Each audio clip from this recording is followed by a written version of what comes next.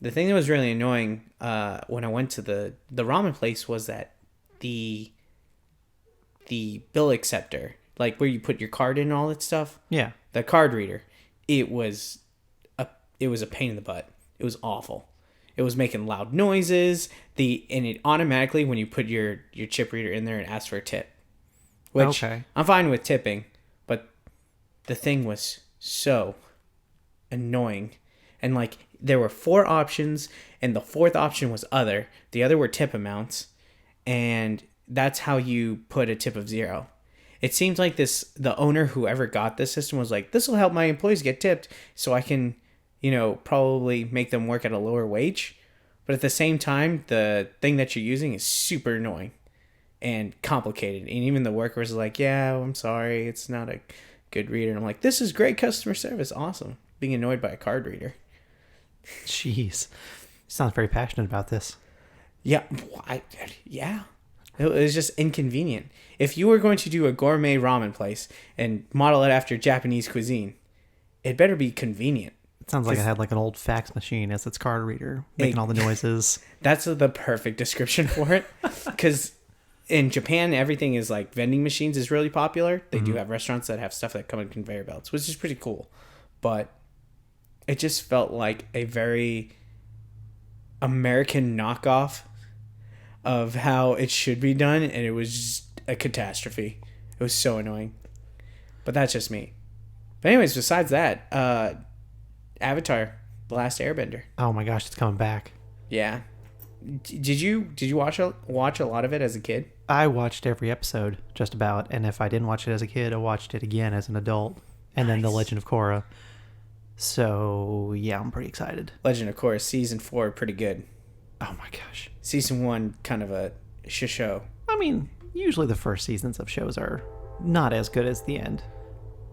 We got introduced to a lot of cases. cool stuff in The Last Airbender, with Aang. Oh, yeah. The season 1 was really good, and there could be more action in it, but I thought it was great. Yeah. No, the world building, the characters, the writing, music. So, with them remaking it on Netflix and doing a live action version of this, I mean, there's definitely the M. Night Shyamalan history of it that they're trying to avoid. But it seems like it's the original creators, and it seems like they're trying to put a lot of care and attention into how they do this, how they do the effects of all the bending. They're really trying to avoid, making it look like M. Night's bending. Yeah, because that was trash. Yeah, the original team is probably going to work on it a lot, but it's like, here's Aang. His pseudo name is Kyle. Kyle, how you doing? Doing pretty good. Yeah, I'm that last Airbender, bruh. It's like the Dragon Ball Z remake they did, the live action version of that. Oh, where it looks like the kid from the Forbidden Kingdom. Yeah. If you've ever seen that movie. Oh, yeah. With Jet Li. And it's just the kid who's just like, whoa, I just came here with my Pokemon cards. Yeah. Anyways. Welcome everyone to the Summon Up Podcast. This is where we talk about movies, shows, games, and whatever the heck we want, including dead TV shows that we wish would come back, and they are, so that's a good thing. You can find us on Spotify, iTunes, SoundCloud, and YouTube. I'm joined by my good friend, John, and I'm Chris, and we're your co-hosts for the day. John, how you doing? I'm doing pretty good. How about you, Chris? I'm pretty stellar. Beautiful day. We've had the best weather. The best. Yeah. This was the focal point at the beginning of my day before we came to do the podcast. Went sightseeing, took a few pictures. It was very, very nice. Until I ran into a banking annoying thing, which it's like they put more caveats to more stuff, more third-party things. That's why all my money is hidden under my mattress. Or in gold. You and every mobster out there, just salt of the earth, so smart. We have a few stories today, though.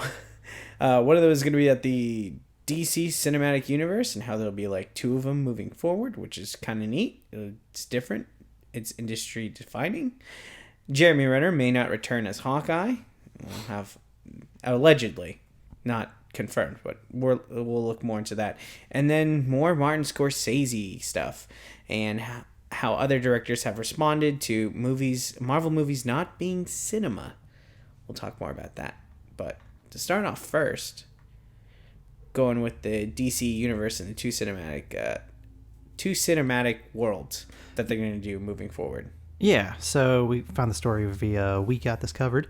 So after they have kind of reflected on the critical flops of the Justice League universe, like Suicide Squad and Justice League movie, Batman v Superman, but also trying to consider the fan favorites of the franchise, like Wonder Woman, Shazam, Aquaman, those kind of standout breakout movies.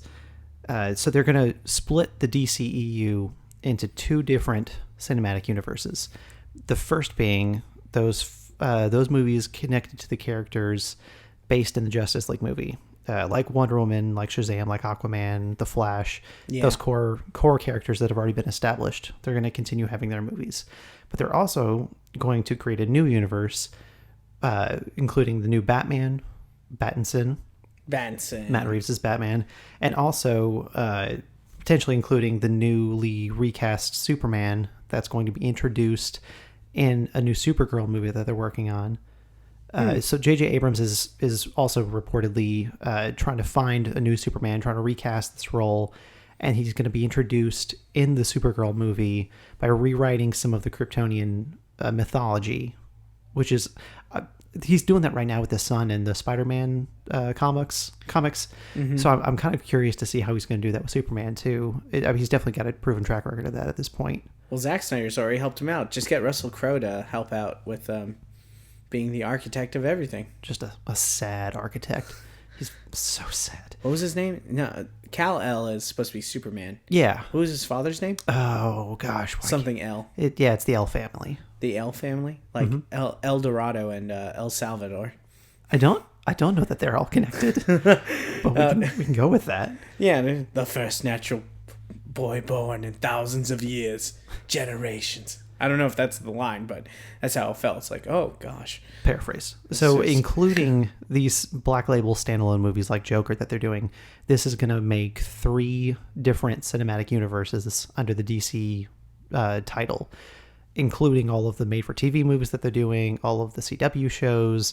So there's so many different DC universes and titles and ways of viewing all this content now. Way more so than Marvel. I feel like they're going more for unification and streamlining, all of taking the Netflix characters away, all the Runaway show, Cloak and Dagger, all of those shows have been canceled. Oh wow! Oh yeah. So they're trying to simplify. Not everything. Cloak and Dagger.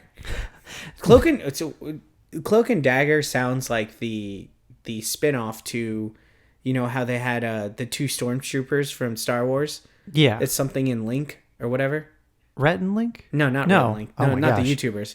But it was something. They had really funny names, but they're kind of like on their own side thing, kind of like Rosencrantz and Guildenstern.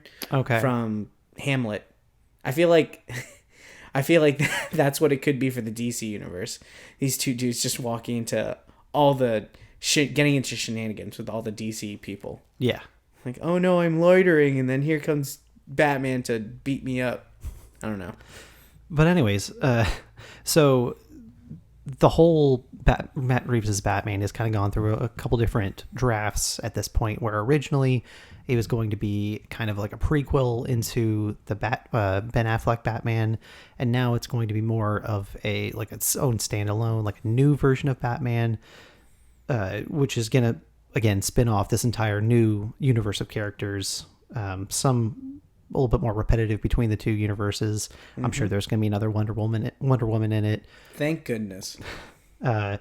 So I what I think they're doing is trying to make the best of what they have while still capitalizing on the things that have been successful, and not like dumping the whole Suicide Squad that they're redoing now with Margot Robbie and all those characters, Jai Courtney, while also still trying to salvage their brand, but just maybe rebranding it in a new way to where eventually, they've got the Flashpoint storyline that they can do as basically their own version of a reset button, where down the road, once everything gets settled and they get firmly established, if they make a Flashpoint movie in any number of the Flash sequels that I'm sure he'll get, it'll basically just reset everything to where they could potentially unify all of their titles again. That's their way to to bring back Robert Pattinson. Oh my gosh, Pattinson. I keep wanting to call him The Pattinson now. You gotta attach it with him. I've Kind of said it like too much. how we attach George Clooney with like fine bourbon or something. The coffee that he's advertising now. coffee? Oh yeah. You know what? He would be the type of person to put a coffee plant outside his window and be like, I make my own coffee. I grinded it up this morning. Took me 1 hour, but it's worth it.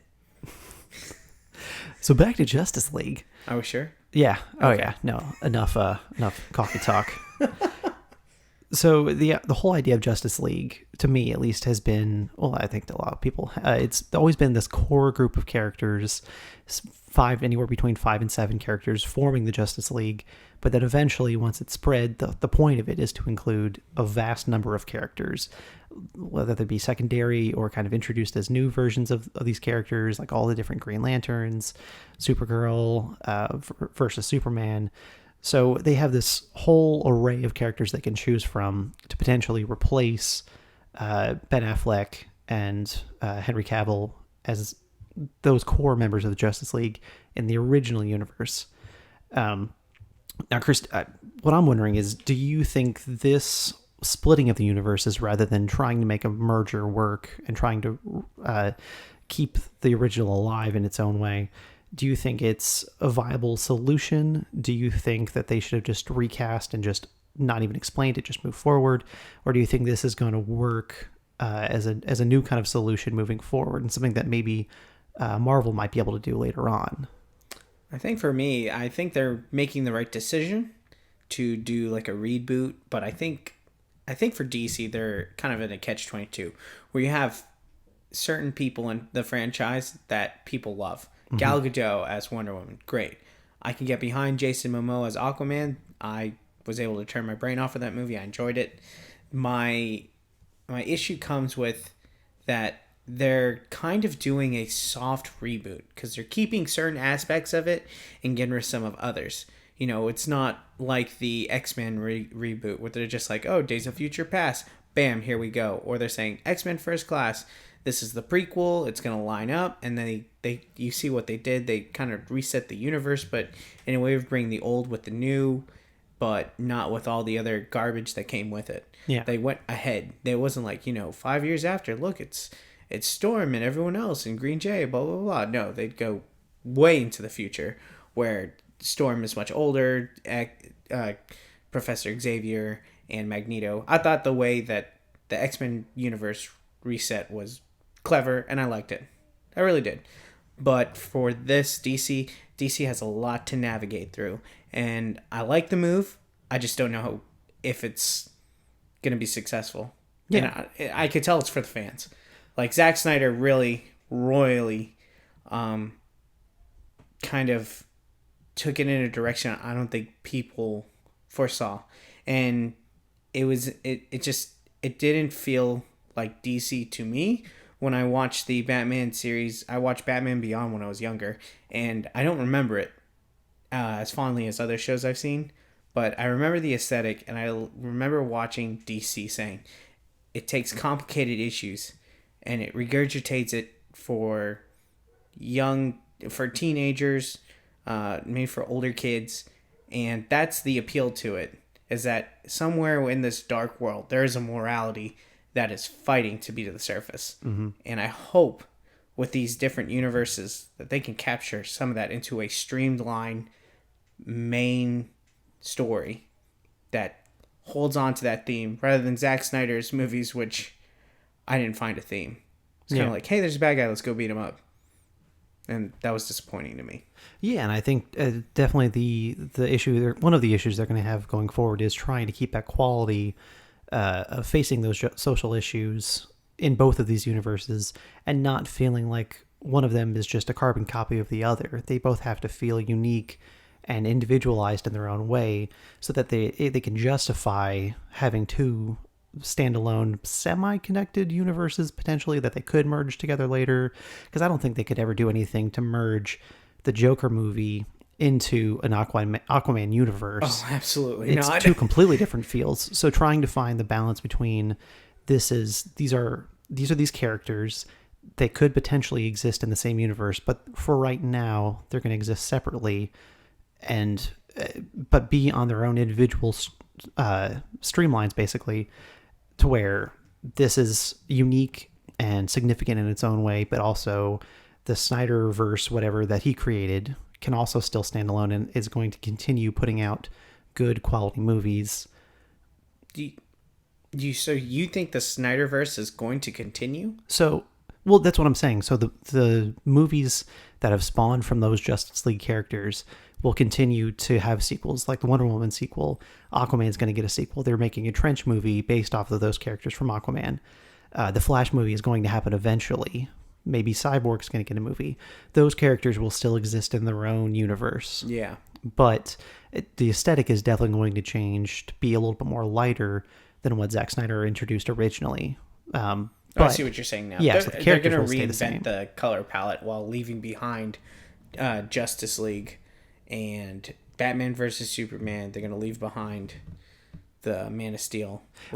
So that kind of actually segues into my next question, which is, are they just going? Do you think that they're just going to kind of put Bruce and Clark Kent off to the side and maybe mention them by name, or do you think they're just not going to mention them at all because those were major heavy hitters in this universe that suddenly aren't going to be in this movie or any connected movies moving forward? So if they do a future Justice League movie in that original universe, do you think they're even going to bring them up? Do you think they're going to maybe just replace them with a similar character? How do you think they're going to go about juggling that? Man, that's a tough one. I think what I would like to see, because I have no idea what Warner Brothers is going to do. They could... I don't think they know what they're going to do exactly. Yeah, and that's the big issue. But what I would like to see, and I think would be real nice, is for them to... That suggestion of not showing Superman would be great. Because Game of Thrones did it with dragons, where everyone saw dragons, but it didn't affect the world until, 6 seasons later. I would like to see that, but with Superman, where he's around, but he's gone. I think that would be a great way to bring gravity to a character that they have such an influence, but they're nowhere seen. So it leaves a power gap, or a power vacuum. That's what I mean. A power vacuum between villains and heroes. I would like to see that mostly, and because I really enjoyed in Zack Snyder's universe the God complex that Superman had with just the color palette that he used, that people are worshiping him, and I thought that was so cool, and it was a concept that I hoped would carry the movie, and in a way it kind of had to level off with Lex Luthor, and that movie's just a jumbled mess, but I really enjoyed that theme, and I want to see the struggle. It's kind of like in the real world where you have two big players, and this happens between the United States and the Soviet Union, where they go into a country and then they leave, and then everyone else has to be like, oh, so what do we do now? It's picking up the pieces, and I think you could do that with a character where you build him up to be so strong, which is Superman. And that's their key staple besides Batman in their universe. It's Superman and Batman. Those are your biggest key players. Take one of them out, and they're still an influence. I think that's smart writing, but as I said, Warner Brothers, there's like a monkey with a handgun. You know what they're going to do. So you think that they are still going to keep the character of Clark Kent and Superman in the universe, just never give him any screen time? That you think they're still going to mention him, but find some way to kind of write him out of any situation the Justice League might come into down the road? I would like them to do that, because if they don't, and if they just introduce him right away, there's not much difference between what they did with Zack Snyder. They need to do something different. And introducing it, you need to find your Superman, then right away make the story about him. I don't think you can have two leading personalities take control like the way Marvel did it between Captain America and Iron Man. They did that beautifully, and I can't see that with Superman and Batman now, because right now, of the characters that they have in the universe, I believe in Gal Gadot as Wonder Woman. I would like to see her tackle more stuff than Superman or Batman. Yeah, I think what they could do is just kind of take Shazam and put him into that role, and that would automatically kind of brighten up the whole universe, give the whole team Oh, more that's hope. cool. So he's that's on that same power level as Superman. They fought a lot of times in the comics, and it's for the most part it's always ended pretty equally, or one person's had to go away to save civilians, and so the fights ended. But for him to kind of come in and fill that power void, to where they can explain that Superman maybe left the planet to go search for other alien life or other Kryptonians out in the universe. So Shazam could then step in, sit in that same power level that Superman was at, fill that same role, maybe not as a team leader because he's still a kid. And I think somebody like Wonder Woman or Aquaman could take that mantle. But they still have to contend with the Batman hole. And how do you fill that void? There's not really anybody that they have right now in the cinematic universe that could transition into that role. But I think they could either, one, introduce a new Green Arrow, since he's ending on the TV show. This is the last season. Make it Green Arrow. I like that. That's pretty much one of the most comparable characters. They could also introduce Nightwing. I feel like he's probably out there somewhere in the universe. Nightwing, the Robin that grew up and became a new character. Sorry, I was thinking of a different character from the Marvel Cinematic Universe or from the Marvel Universe that's like the LA hero. Oh, okay. It's like something Wing. I forget. Sure. Or Night Hero. I don't know. Sure, one of those Knights or Wings or something. Yeah, there's so many characters out there that I would lose my mind. I'm not the biggest comic book reader. I don't even read comics, but I just like the movies. I watch a lot of movies, read a lot of Wikipedia. That's how I get my information. That's what we do. Oh, yeah. Wikipedia. Classy.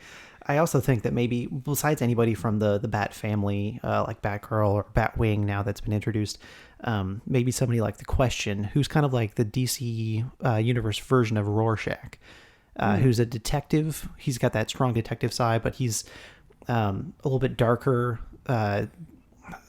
I don't really know how they may be able to work that in, but he's probably the closest as far as like a strong detective in the universe. Like a noir type of scene. Yeah. Like his story's going to resemble that kind of color palette and storytelling. So it'll probably depend on what direction they kind of want to go in, and what kind of level of role that they want to give to whoever's going to fill that void, or if they even want to fill it at all. Maybe they just want to stick with those main characters that are left and just kind of throw Shazam in there. Maybe Green Lantern, since they've queued that up in Justice League but never really paid it off. That'd be great. Yeah, and I know they're still working on their own Green Lantern standalone movie. I guess it really depends on how big they want the Justice League to grow to, and if they want it to become that fully fledged like organization that it is in the comics and in the Justice League TV show that it was, or if they want it just to be still that contained team that it's been so far. There's a lot of unknowns right now. Yeah, I mean, they're still fleshing it out, even though Marvel's like, all right, round 2, everyone, hold on to your butts. Yeah, which I'm glad that they're, from what one of the producers in Marvel has said so far, they're going to take quite an extended break before they have another Infinity War level event. They're thinking anywhere around 10 more years between we see that major event type movie again, which I'm very thankful for. They've earned a bit more breathing room since Endgame ended, and now they can go back into those character stories and introduce new people and work again towards that level. And I think Marvel needs a bit more of a break. Yeah, I mean they're essentially taking like 2 years off by only. I mean, I know they just came out with Endgame. You know, it's so weird to feel like it was a few months ago in April. Yeah, and then they came out with Spider-Man. But we're not getting another movie until, what, Black Widow next year? Yes.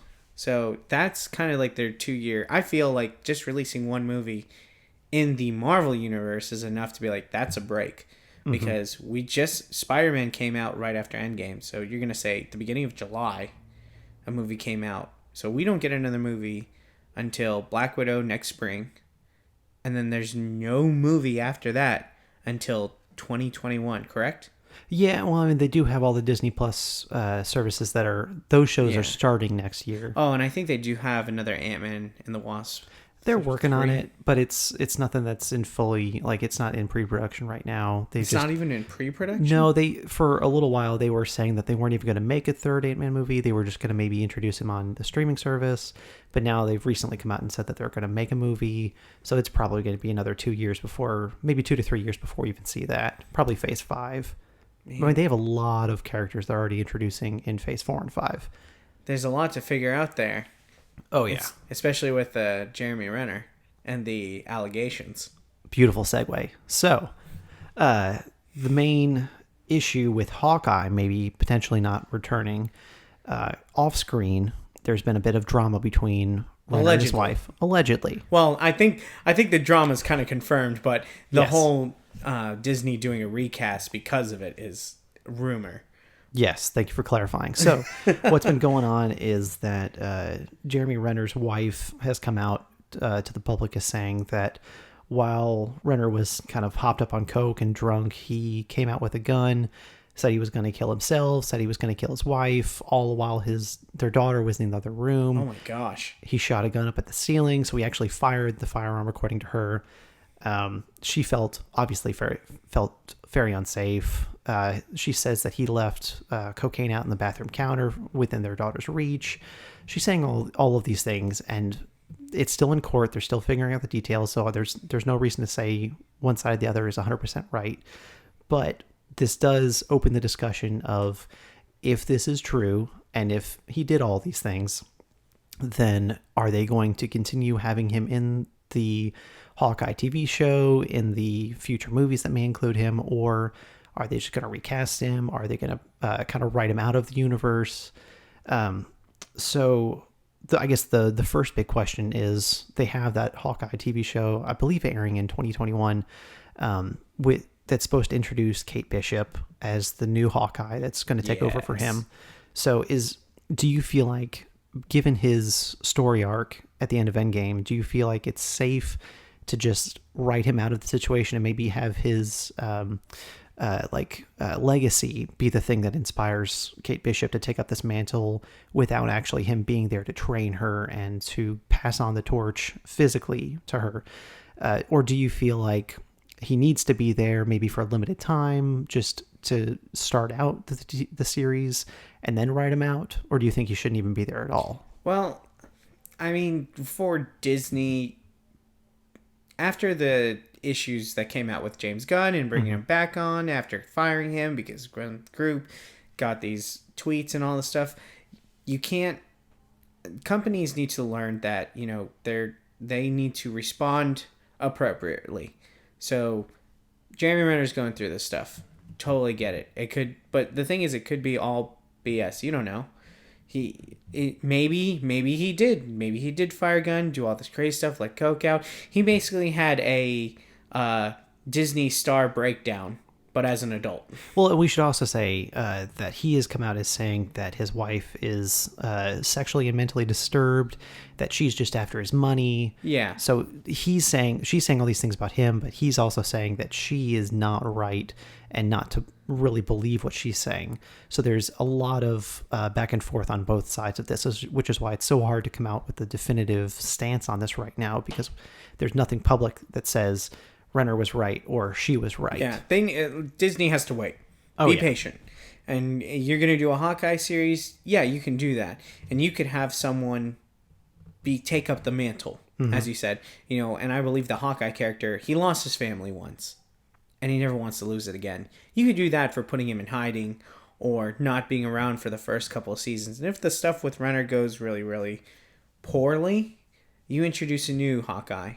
Or someone else who's trying to fill the mantle, or someone who knew Hawkeye. Or, let's say everything goes well in Jeremy Renner's favor, you can reintroduce him as Hawkeye, but as that mentor state. Because right now you have a lot of things in the Marvel Universe where mentors are gone. For Spider-Man, Iron Man is gone. Yeah. Peter Parker's alone. He's got to figure it out now by himself with the help of Happy and hopefully the other Avengers. Lady Thor is coming out. It'll be Thor: Love and Thunder, and they're gonna have Natalie Portman. How are they gonna pass Thor? Yeah, which is like her actual name in the series. So how are you gonna pass the torch there? So that's where I think Marvel, has a lot of opportunity, but they also have to be careful not to be like, oh, Hawkeye was killed because Iron Man was killed. Yeah. No more Tony Stark. He's dead. So you've already done that. Don't do it again.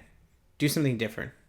Well, it's hard when you don't have something like that definitive that's shown on screen. It's hard to then just come out and say later on down the road, oh, yeah, no, off screen, this happened. Yeah, it's totally fine. Just don't worry about him anymore. But they got to be patient. I think that if the settlement or if the rumor is true that they don't want to deal with Jeremy Renner, if something terrible happens, that he's found guilty of something, or I don't know, maybe he loses a lot of money, just a bad PR image, Disney could say, we're introducing a new Hawkeye, and they're going to recast, and then they're back and they're in the show. They show up, make a great cameo. It's like that thing I said about Superman, where people are excited for this force that's just not in the show, even though it's about them, or the movie, whatever it might be. So I think Disney, just be patient, because people, any human being with common sense knows that this is a touchy situation. You just can't jump into one side. We understand, which is why I think if Disney just brings down the hammer, it's going to be another James Gunn situation where people are going to be like, how are you not doing your research on this situation? Yeah. Wait. I definitely agree with you. And I think they will wait for a court case to have a verdict, to be able to make a definitive decision. Granted, in Age of Ultron, in Civil War, he was brought out of retirement being with his family. And at the end, I guess the end of it, and Infinity War, it would have happened where his family was dusted. Yeah. All of these things have happened to his family. And so it's already established as such a strong part of his character that it's not really going to be that hard to say he's back in retirement with his family. He's done this time. He saved the world for the last time. And I think he's got enough of a mantle that's been established that someone like Kate Bishop wouldn't be that hard to explain how she just picked up the mantle on her own without him, and he still exists in the universe, and maybe they bring him back down the road. Maybe they bring it back as a recast person. Yeah.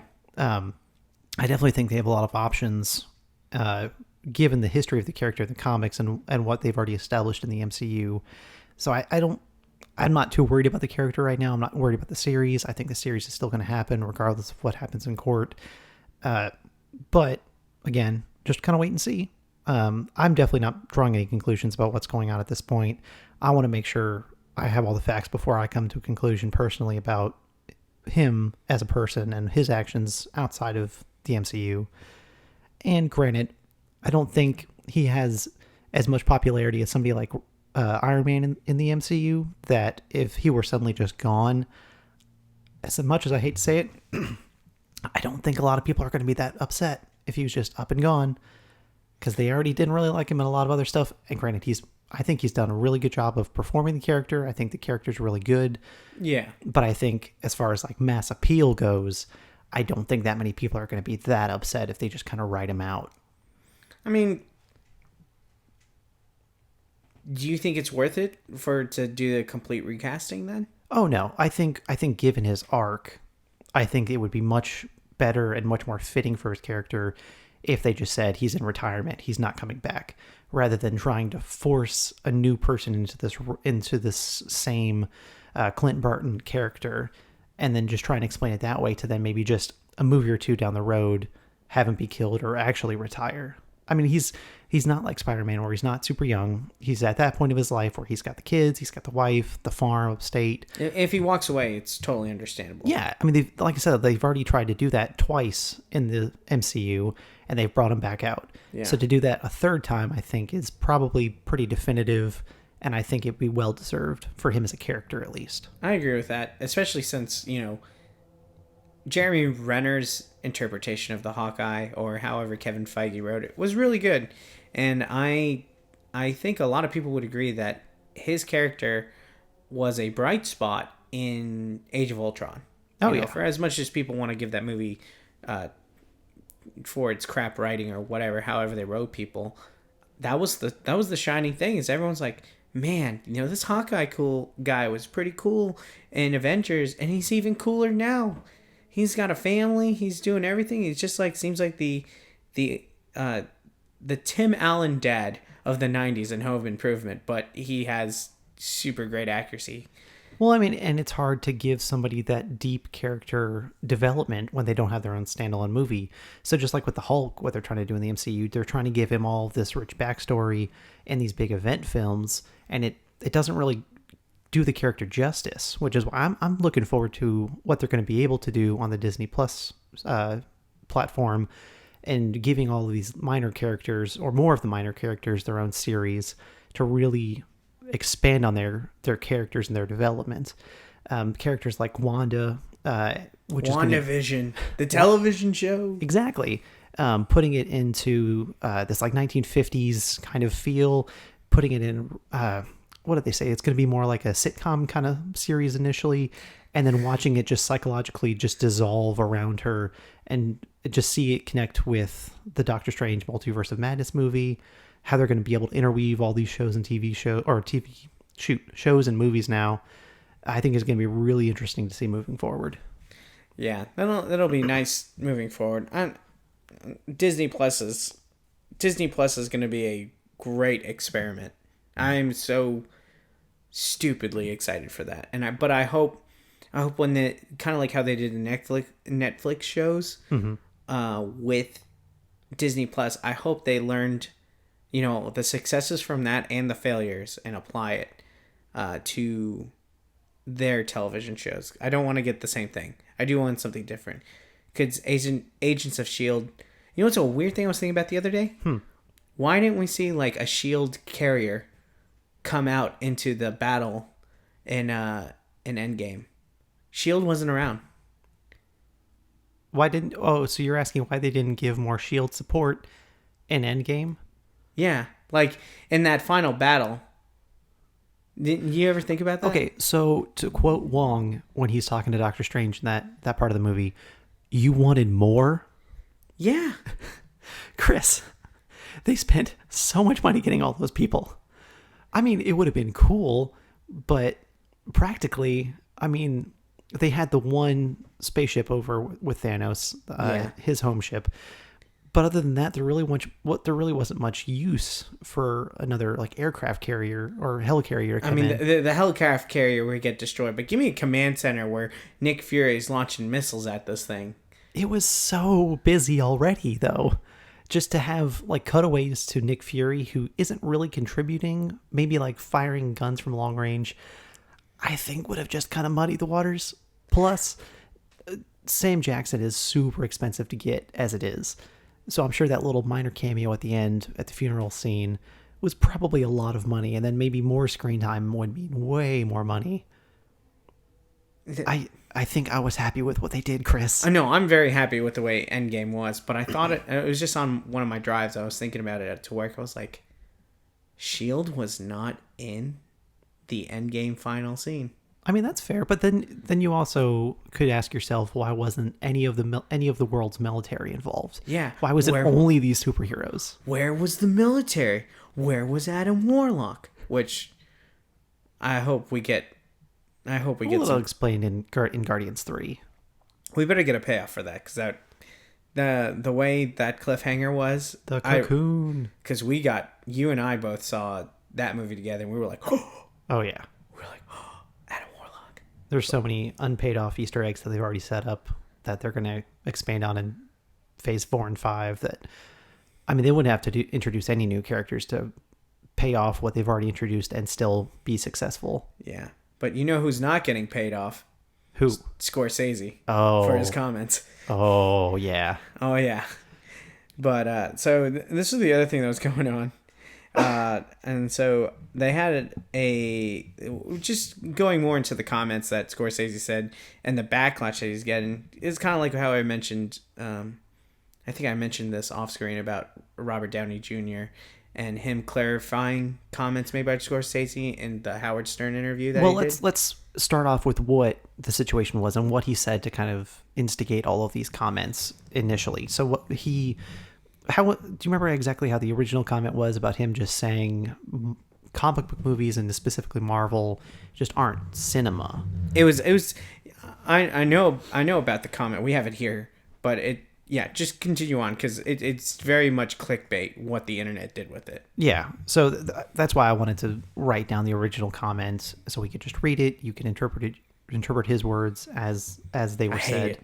No, just kidding. Go on. So what he said originally to Empire Magazine in an interview was when asked about the MCU, comic book movies in general, he said, "I don't see them. I tried, but that's not cinema. Honestly, the closest thing I can think of them as well made as they are, with actors doing the best they can under the circumstances, is theme parks. It isn't the cinema of human beings trying to convey emotional, psychological experiences to another human being." So, I mean, in general, it sounds like he has respect for the actors' work, for what they've done on screen, but it's really more about the directors and the writing and the producers and the behind the scenes kind of molding of the universe.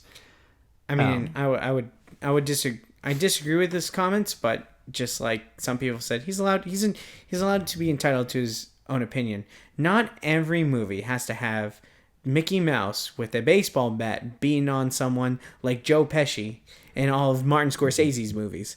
If that's what the raw human emotion is, I think that's just one perspective. Well, and to be honest, like if this was just some YouTube commenter saying about how he didn't like the Marvel movies, which there have been plenty of, this wouldn't get any traction. But it's because he's a filmmaker and suddenly his opinion is this like defining view of Marvel movies. It's just an opinion. That's all it is. He's allowed to have it. Yeah. They're just as justified as any other opinion that's out there, whether they be good or bad. Oh no, I'm not. Yeah. I'm not mad about I'm not upset with the comment. He's allowed to have his opinion. And I think if you let's put another parallel out there. If you had Alfred Hitchcock out there today and he was commenting on something like Paranormal Activity, yeah, he'd probably have maybe a similar comment. And then I would like to see his comment about Hereditary, one of those scary movies that just killed it, or Midsummer. Mm-hmm. These older directors, cinema's moving in a new way, and maybe it's just not their cup of tea. Do I agree it's not cinema? No, I'm emotionally attached to some of these characters, and for you it might be something. I remember when, at the last place I worked at, we were working together, and I was more team. Team Iron Man than Captain America. Oh, for Civil War? Yeah. And you're just allowed to have that comment in different... You're allowed to have those different perspectives, but I understood the moral compass that Tony Stark was trying to instill in everyone. He wanted to protect people. He wanted to stop more conflicts from arising, but he knew that you needed to adapt. Captain America's kind of, in a weird way, great metaphor for America. Is like, that's not the way we do it. Yeah. That it's like, it's not the American way. It's kind of like with the Vision. We don't trade lives. Mm-hmm. I mean, we have those philosophies. We have those mantras here in this country, and Captain America emphasized it perfectly. And I felt more for Tony Stark. I was like, you gotta adapt. Times change. If we have to lay down and we have to give up our stuff, that's what we gotta do. And if something happens and it's not getting fixed, we'll do something else. Yeah, exactly. I appreciate that kind of ideology. I definitely think that, especially in Phase 1, those introductory, like Thor 1, Captain America 1, Iron Man 1, all of those movies tended to be a little bit more simplistic because they were just trying to introduce the character and the world, and they weren't really able to delve as much into so much socio-political commentary or any other kind of conflict going on in the world. But where you got to, again, like Civil War, there was a lot of dialogue that we've been able to have based on that movie, and like the opposing views of Tony and Cap, where Cap sees things black and white of this is what's right, this is what's wrong, I'm always going to go with what's right. And Tony was able to see the gray more, and he knew that you weren't always able to do things exactly right 100% of the time to get the job done in the end game in the long run. Yeah. Sometimes you have to sacrifice your own, I don't know, maybe personal opinions about something to protect the greater good. I think he knew the risks getting involved with AI and putting a suit of armor around the world, but he he knew that the risks were outweighed by the good potential of it. Well, he's testing something that's never been done, and that's also the Tony Stark character. Is like, it's never been done before. You might as well do it. Yeah. You know, very very forward thinking, kind of like a more engaging and exciting George Lucas. Yeah. Yeah. More charismatic for sure. Oh, yeah. But we could talk all day about how we feel about that. But I like the second comment because it kind of delves into a way where when Scorsese said what he said, and you're like, oh, he's just a normal guy, rather than just taking that headline. Yeah, so he made that original comment, and obviously, I'm sure got a lot of backlash based on his opinions from all these other actors, all these other directors, from Bob Iger specifically. And so he came back out to Entertainment Tonight in another interview he was doing, and when he was asked about a follow-up to that, he said, well, look, the point is, in terms of this film, Netflix, theaters, what I'm talking about really are films that are made. Let's say a family wants to go to an amusement park. That's a good thing, you know? And at theme parks, there's these, at themes and parks, there's these cinematic expressions. They're a new art form. It's something different from films that are shown normally in theaters. That's all. So I think to a degree he's walking back what he said, but I think to a degree he's also just kind of clarifying what his original intentions were. I feel like Martin Scorsese has only been to Islands of Adventure in Florida, Yes. where he's only gone to the comic book world part of the theme park, and he's only stayed there. And he's just like, amusement parks, yeah, that's what they all are, right? I was thinking about that earlier today too. I definitely think he hasn't been to many theme parks in his life. He's like, I don't know. He's never been to a Six Flags, never been to like King's Dominion or anything like that. He's just very specific worldview of this is what theme parks are, right? He's like he's thinking about the Jurassic Park part of Islands of Adventure. Like, no, that's not based off a movie. It's an amusement park. What if he's just thinking about Jurassic Park and that idea of like a drive-through kind of amusement park? Michael Crichton, we've got to genetically bring him back as a dinosaur to go like, Martin Scorsese, hunt him down with a laser. God. Yeah. That Which movie. I agree with his statement that the comic book movie genre is a new art form. Absolutely. It's definitely not comparable in a lot of ways to what's been put out before. I think it definitely created its own genre when it came out, but it's just adapting these stories that have already existed. So it's not like they've created something brand new. They're just putting it in a new type of... It works. Exactly. They're adapting something that's been on paper, pen and paper and pictures, putting it on the cinema and doing it in a way that's compelling. And obviously the popularity has spoken for itself, and that all of these people are flocking to theaters to see these movies. So obviously they have a lot of draw, and they're connectable or relatable with so many people across the world. Do you at least think there's a hierarchy with the films, kind of like what he's suggesting in his argument? I think there might be a personal hierarchy in that everybody has their own opinions about what type of movies that they like. I think as far as like a legitimate, this genre is better than this genre, no. I don't think there's a hierarchy. I don't think any type of art is better than any other type of art. I think it's either more relatable, or just as a person, you personally understand something a little bit more. You maybe connect with it more, so it means more to you.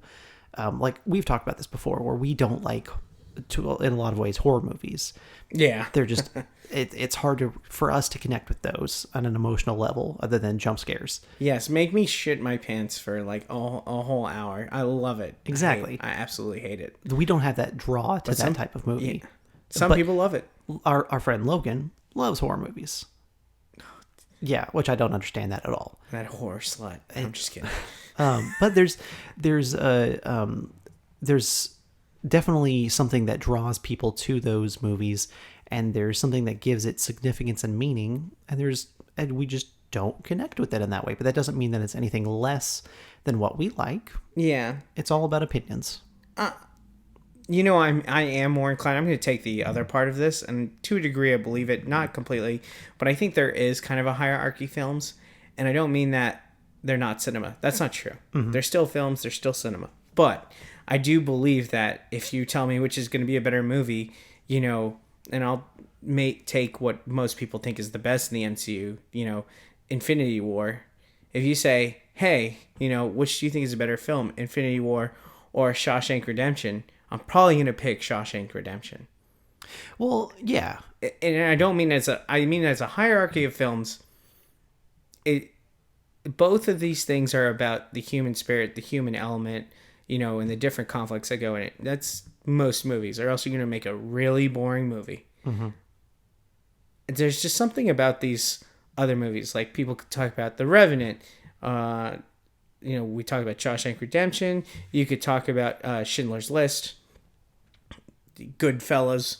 There's something about being grounded in reality that I think gives the movie more weight, not more validity. Mm-hmm. I'm saying more weight when you talk about Oscars, award season, all that stuff. So to say that there's a hierarchy, to a degree, yes. And I'm not saying that makes something an A movie, a B movie, C movie, no. But I do believe that comic book movies are that. They're movies. But what we define as a society, this is a really overarching idea, as like what is at the top of the list, we're probably going to choose something that's more grounded in our world.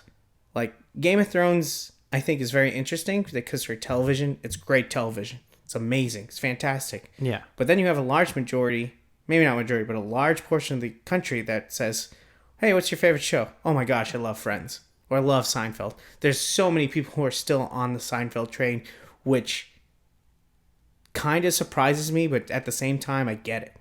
I totally understand it. But it's more relatable.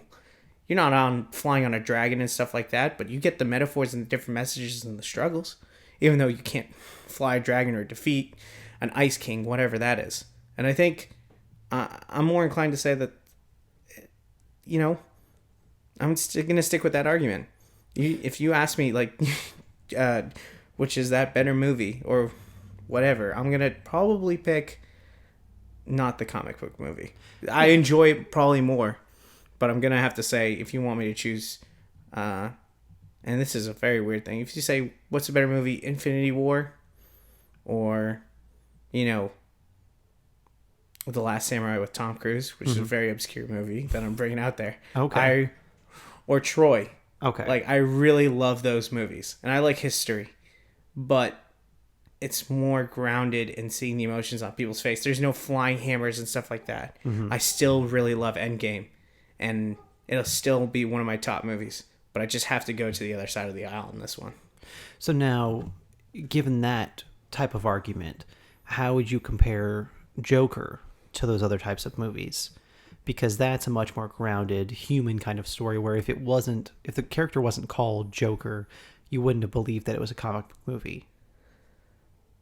I think that of all the movies, comic book movies, the one that I think there are two movies you can bring in this category of Oscar winning.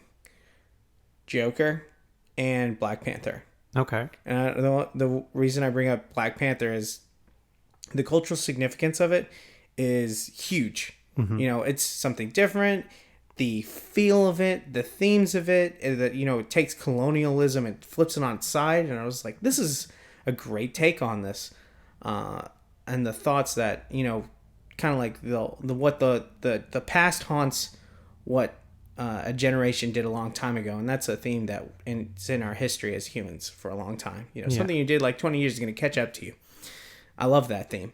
And Joker for sure, because Joker hits on mental health. It hits on someone's reality unraveling, even though they just want a happy life. Mm-hmm. They want to go about their business. They want to enjoy things. I want to be on this show. I want to be on television. I want to see these people. I want to make people laugh. I have a destiny, and it just all goes to heck and to hell, and you just get to see someone's transformation as it falls apart in their head and they take on a new persona. I love that. And I think it's very different from these MCU movies that are like Ant-Man or something. Very different. Yeah, it's a completely different experience, I would agree.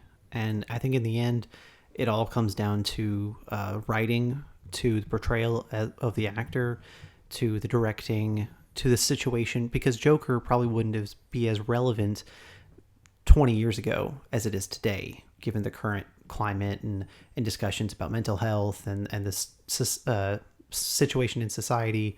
And it might not be as relevant 20 years from now. Who knows? Maybe not even 5 years from now. But I think for movies to be as relevant as they can be, or as maybe as popular and as relatable, there has to be this kind of like perfect storm of creators, of the situation in society. The audience has to receive it a certain way, has to come across a certain way. I mean, there's always going to be classics because there's always going to be this nostalgic connection you feel to certain movies. Maybe you saw it at a certain point in your life where every time you see that movie, it brings you back to that fond memory. I feel like, actually, that I'm thinking about it now, I feel like the Joker movie would probably better received 20 years ago. Okay. I'll tell you why. Less media. Okay. There's less connectivity out there. If you put this movie out there, it travels through word of mouth. Your mom's going to see it. Your grandpa's going to see it. Blah, you bring the whole family. Maybe don't bring kids. But it's going to be at the dining room table as a discussion rather than like, oh, did you see what, Chrissy Teigen said on Twitter? I feel like a movie like that 20 years ago would help fit into the vein of 90s movies that help distract us from everyday life and have a huge impact, or tells a story that is like, oh my gosh, my heart. I feel like 20 years ago, the movie would be a lot better. Okay. It's just me personally. Fair enough. Yeah. I think that's a good argument for it. Yeah. Thank you, John. I appreciate you so much. I validate your opinion, Chris. I don't know, something about the 90s about it, like movies just had a little bit more weight than I'm used to. But nostalgia, Dances with Wolves, Independence Day, Goodfellas. I'm just kidding. Anyways, getting pretty late here. John, what you watching?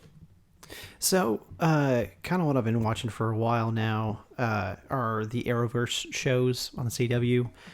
They're building towards this new kind of it's the DC's version of Infinity War called Crisis on Infinite Earths, and this is the end of this year is when it's actually happening, and it's kind of the mid-season finale for a lot of shows, and it's going to conclude early 2020. So I've been watching a lot of The Flash, a lot of The Arrow, and kind of watching these stories come to a close and paying off things that they set up in season 1 of The Flash, and really just watching this event level spectacle happening on the television level now rather than on the cinematic level, which is production wise is still just as great to me. And I'm really looking forward to how they're going to close this up and kind of put Arrow's story to a close to where it can spin off into a new direction with new characters and paying off these things that, like I said, they set up on The Flash in season 1, 6 years ago? So I'm really looking forward to that and kind of how that's going to pay off in the next couple months. Chris, what are you watching? So there's a few things going on for me. Number 1, sports. I am watching sports. I'm going to talk about sports. You do that. So my Dolphins suck, and today they play the Steelers. So I'm excited about that. We are recording this on Monday. So after this, I'm going to watch that game. I'm excited to see how badly we're going to get destroyed, to actually watch a game, because most of the time they play while I'm working. The other thing that I got to watch, what's going on right now, is the World Series. I don't really care much about baseball anymore after the city of Miami destroyed the Orange Bowl to put up a new Marlins stadium. And I used to be a Marlins fan, but no more. No mas, but live mas. There's a man. I heard a rumor. I didn't do too much, but I thought it was interesting that someone bet $25 million on the Houston Astros to win the World Series. They are playing in the World Series right now. Oh my gosh. And if they win, the payout for this bet is something like $900 million. What? Talk about getting your money's worth if you win. Oh my gosh. I know. Though, you think of an investment like that, that's insane. And I was thinking about, like, Wall Street is nothing like that. But I would like to see people just be like, oh, I'll put 25 million. I lost all of it. Oh, no. I don't know. I was just thinking about something interesting along those lines. But yeah, I'm watching some sports, following some things.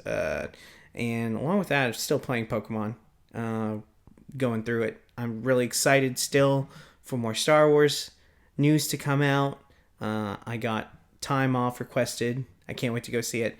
And Jojo Rabbit, still nowhere in our area. I just can't get over it. But with the time that graces me for my next day off, I'll probably go see Double Tap Zombieland. I said I was going to go see it, but the stars didn't align for me. So I will hopefully have details about that next time when we meet up. Sounds good. Yeah. All right. Thank you, everyone, for joining us for the Summit Up podcast. We'll see you next time. And John will hopefully... I'll egg him into go seeing Zombieland and turning off his brain for a moment as we see Jesse Eisenberg kind of fumble his way through it. I need to watch the first one before I see the second one. Oh my gosh. I know. I'm sorry. I've disappointed you, Chris. It's okay. You said it's on Amazon, right? Yeah, we'll make it happen. We'll make it happen. All right, everyone. We'll see you next time. Thanks. Bah.